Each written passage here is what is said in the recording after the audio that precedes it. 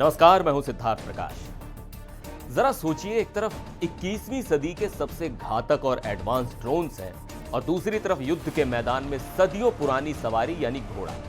सुनने में यह किसी पुरानी फिल्म का सीन लगता है, लेकिन साल 2025 की जंग में यही हकीकत है। यूक्रेन के आसमान में मंडराते ड्रोन अब सिर्फ टैंक और गाड़ियों को ही नहीं, बल्कि घोड़ों पर सवार सैनिकों को भी अपना निशाना बना रहे हैं। एक ऐसा ही वीडियो सामने आया है जिसे देखकर आप हैरान रह जाएंगे कि आखिर रूस यूक्रेन युद्ध किस मोड़ पर पहुंच गया है। आज के इस वीडियो में हम इसी अजीबोगरीब टकराव और इसके पीछे की बड़ी वजह पर बात करेंगे। सोशल मीडिया पर यूक्रेन की सेना ने एक वीडियो शेयर किया है जो इस समय पूरी दुनिया में चर्चा का विषय बना हुआ है। इस वीडियो को यूक्रेन की 92वीं इन्फेंट्री ब्रिगेड के 5वें असॉल्ट बटालियन ने जारी किया है। वीडियो में साफ दिख रहा है कि एक रूसी सैनिक खुले मैदान में घोड़े पर सवार होकर जा रहा है। उसे शायद अंदाजा भी नहीं था कि वीपर आसमान से एक यूक्रेनी ड्रोन उसे लॉक कर चुका है। जैसे ही ड्रोन अपनी टारगेट की रेंज में आता है, वो सीधा सैनिक पर हमला कर देता है। वीडियो का अगला हिस्सा और भी चौंकाने वाला है। वहां एक और घुड़सवार सैनिक दिखता है। धमाका इतना जोरदार होता है कि घोड़ा नीचे गिर जाता है और सैनिक जमीन पर जा गिरता है। अगले ही पल वो घोड़ा तो उठकर भाग खड़ा होता है, लेकिन सैनिक वहीं रह जाता है।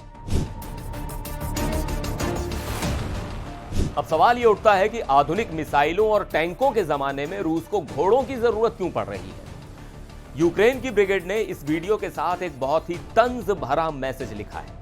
उनका कहना है कि रूसी सेना अपने अंधाधुंध हमलों में इतनी तेजी से अपने टैंक और बख्तरबंद गाड़ियां खो रही हैं कि अब उनके पास घोड़ों पर सवार होने के अलावा कोई चारा नहीं बचा है। यूक्रेन का दावा है कि रूस के पास इक्विपमेंट की भारी कमी हो गई है। हालांकि युद्ध में घोड़ों का इस्तेमाल नया नहीं है।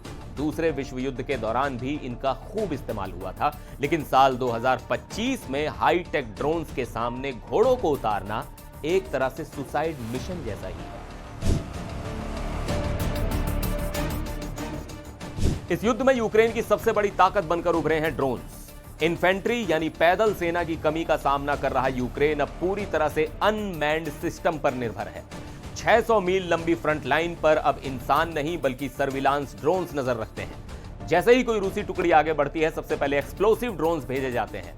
यूक्रेन की रणनीति साफ है, जब तक कोई रूसी सैनिक इस हवाई जाल को पार नहीं कर लेता, तब तक आमने सामने की गोलीबारी की नौबत ही नहीं आती।